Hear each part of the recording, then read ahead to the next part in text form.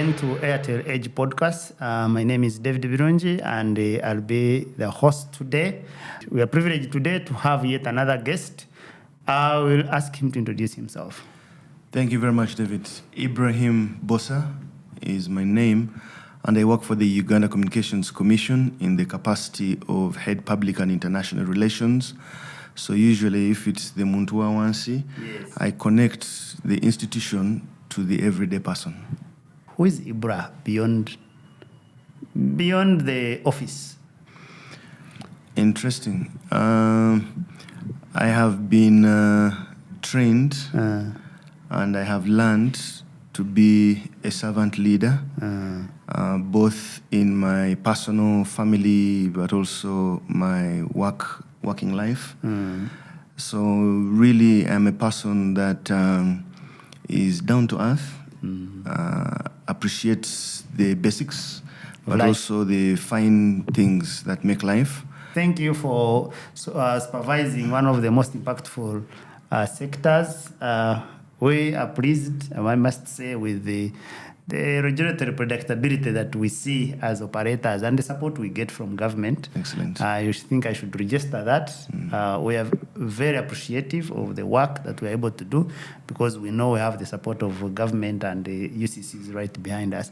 On 16th April 2025, just about a month ago, we launched the first Anti-Spam Service on the African continent, and it was launched none other than by Airtel Uganda.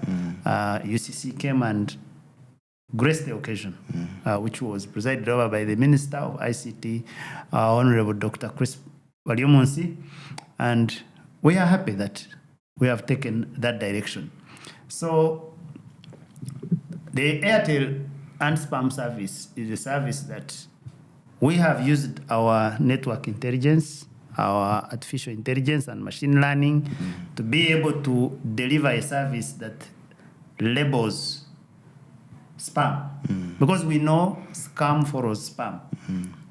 Spam, they first target you with messages, abstract messages, with a bait inside. If you're able to respond to those messages, then you become a candidate for the scamming industry. Absolutely. The scamming industry is a global problem, and I know UCC has a global view of these issues.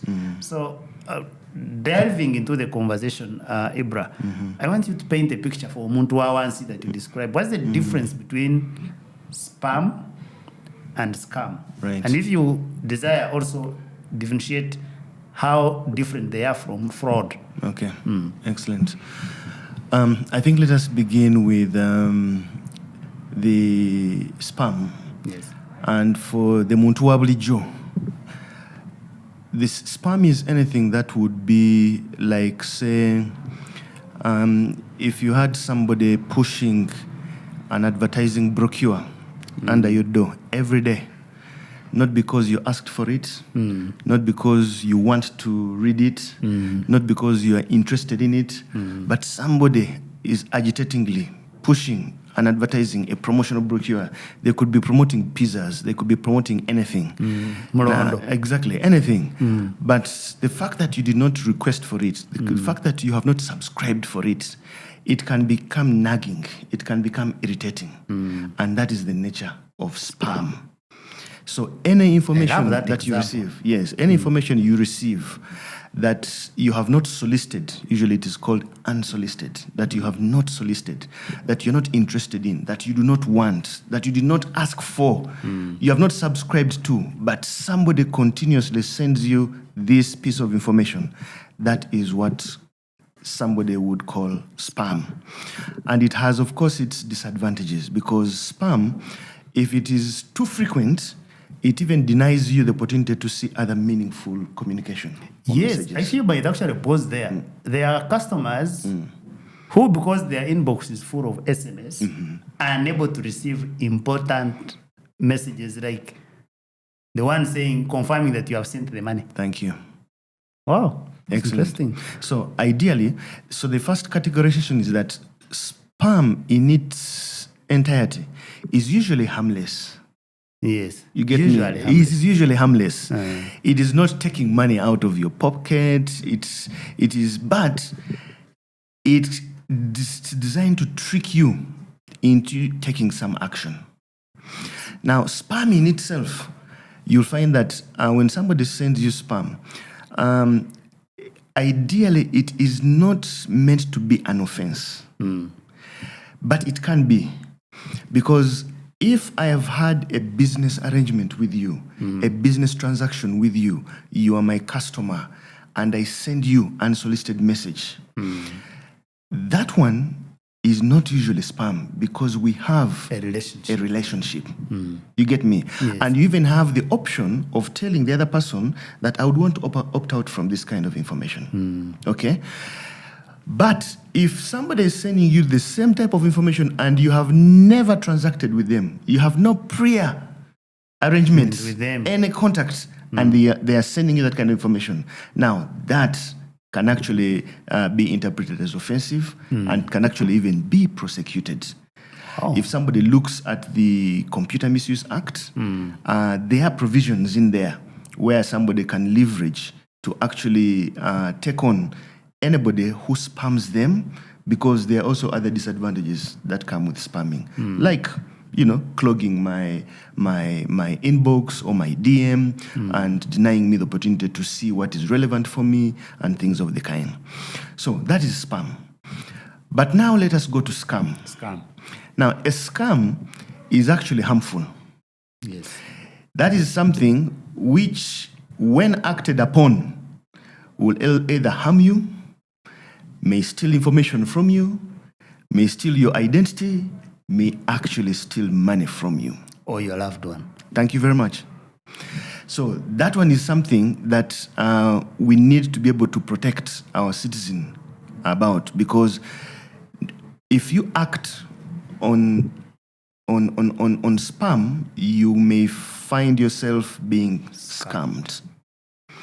And these are things like, say, for example, somebody will, things that I have at least seen recently, somebody sent about a job opportunity where you needed to have a phone, you register, and they'll be giving you work, something like data entry jobs, okay? And these are things that could earn you some money on a weekly basis. It looked harmless. It looked something to try. So I thought, if this thing is really true, then my kids who are in vacations could actually do this thing. But not to entice them, I decided to try it out myself. So I did go to register for it, and on registration they asked me to pay 20,000 shillings to open up an account.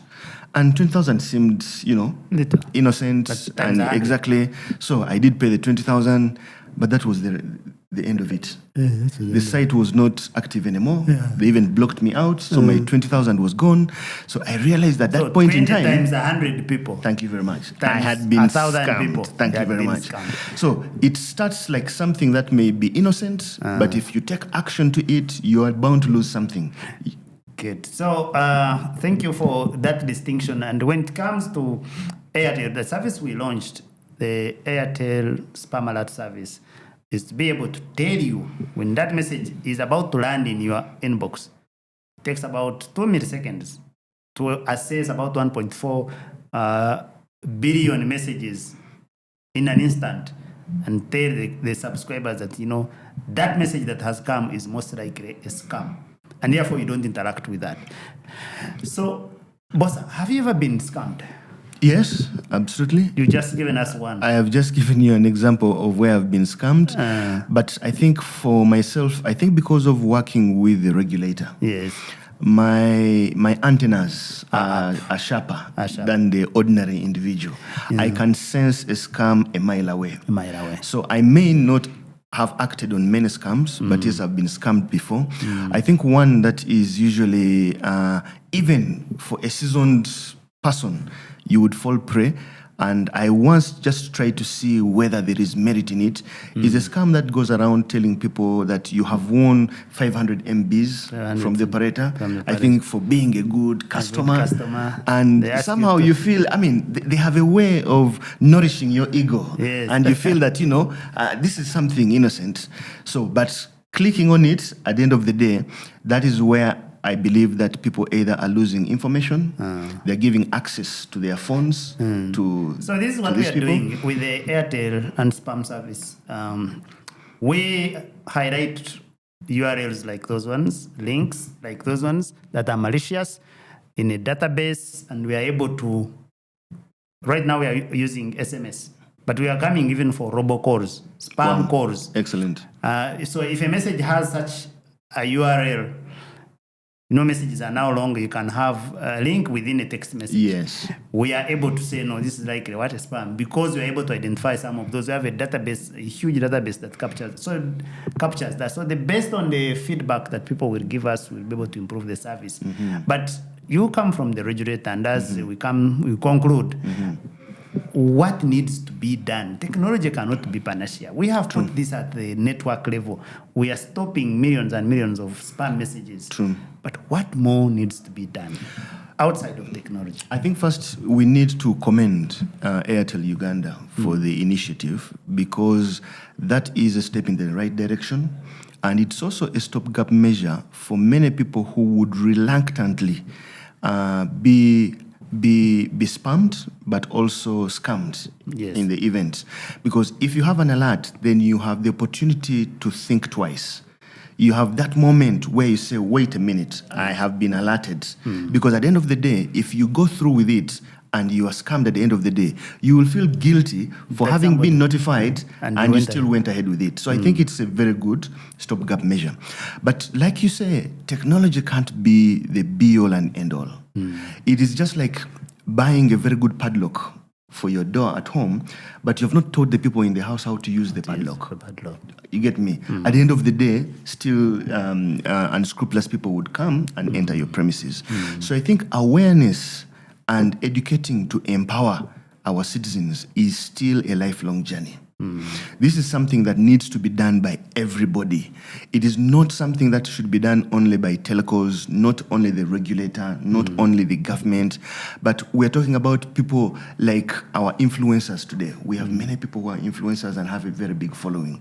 We have church leaders, we have community leaders. Let me say something about educating everybody. We have all been in groups where we are told, Bbosa's phone has been hacked. Please exit the group, let's form a new group and put things in order. Right. That is a very good opportunity for everybody now to pause and say, guys, let's educate ourselves. We've all been in those groups. Perfect. Where somebody has been mentioned, so-and-so's phone has been hacked. Please, let's leave the group and form a new one. Thank you. In order to show the effects of hacking. So our education needs to be done by everybody in all touch points. People need to be taught how to verify. People need to be taught how to report. People need to be taught how to be patient and pause and say, hey, wait a minute, this looks suspicious. And that education is needed. But with the technology, I think we shall go far. Thank you so much.